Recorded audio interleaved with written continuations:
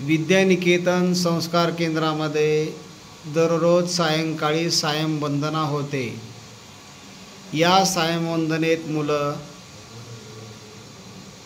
हनुमान चालीसा, मारुती स्तोत्र, रामरक्षा स्तोत्र म्हणतात। यापैकी हे समोर उभा टाकणारे विद्यार्थी आहेत। या विद्यार्थ्यांना मारुती स्तोत्र पाठ झाले आहे। ते आज आपणास मारुती स्तोत्रातले 5 श्लोक म्हणून दाखवणार आहेत। भीमरूपी